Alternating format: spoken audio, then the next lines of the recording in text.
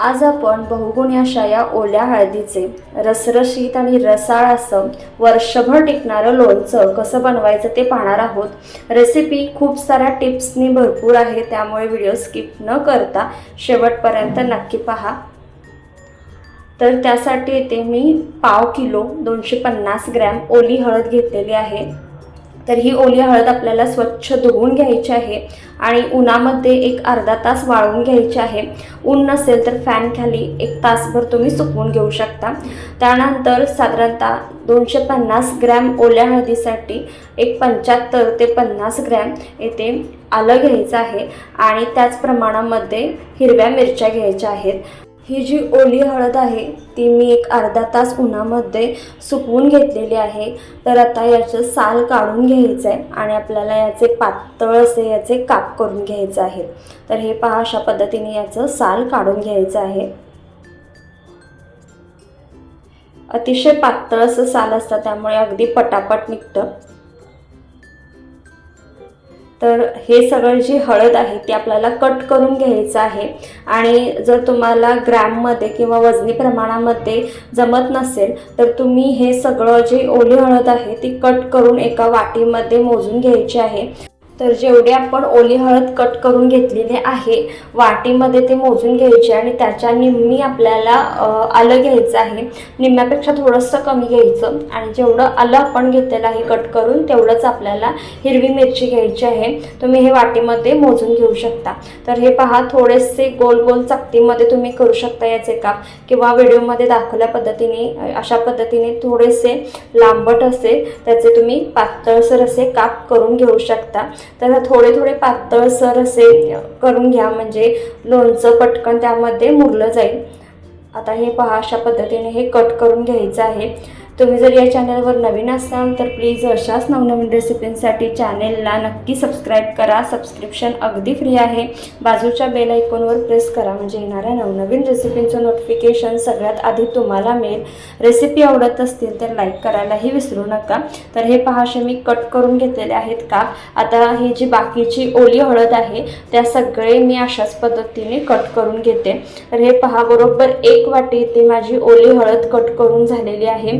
आता याच्या निम्म्यापेक्षा थोडंसं कमी एक पाव वाटी मी आलं साल काढून कट करून घेतलेलं आहे आणि त्याच्याबरोबरच हिरवी मिरची सुद्धा सेम प्रमाणामध्ये मी कट करून घेतलेली आहे। त्यानंतर इथे मी 2 मध्यम आकाराचे लिंबाचा इथे रस काढून घेतलेला आहे। लिंब चांगले असे रसाळ आहेत, त्यामुळे बऱ्यापैकी चांगला रस निघालेला आहे।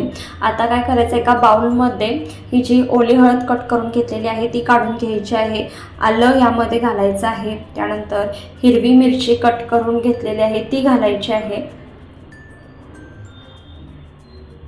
त्यानंतर यामध्ये चवीनुसार मीठ घालायचं आहे। तर एक मोठा चमचा इथे मी मीठ घातलेला आहे। त्यानंतर लिंबाचा रस यामध्ये घालूयात। तर 2 मध्यम आकाराचे लिंब चांगली रसाळ होती, त्या पद्धतीने याचा चांगला रस निघालेला आहे। यानंतर यामध्ये घालायचा आहे 3 मोठे चमचे लोणच्याचा मसाला इथे वापरलेला आहे। कोणत्याही कंपनीचा तुम्ही इथे मसाला वापरू शकता। तर हा मसाला माझ्याकडे शिल्लक होता त्यामुळे मी वापरलेला आहे। जर मसाला घरी उपलब्ध नसेल तर 2 चमचे मोहरी जी आपण नेहमी वापरतो जेवणामध्ये ती, आणि एक पाव चमचा मेथीदाणे जास्त घालायचे नाही, नाहीतर मग कडवटपणा येतो। तर हे दोन्ही जिन्नस चांगले भाजायचे आणि बारीक मिक्सरमधून वाटून घेऊन थोडेसे ओबडधोबड वाटून घेऊन यामध्ये तुम्ही घालू शकता।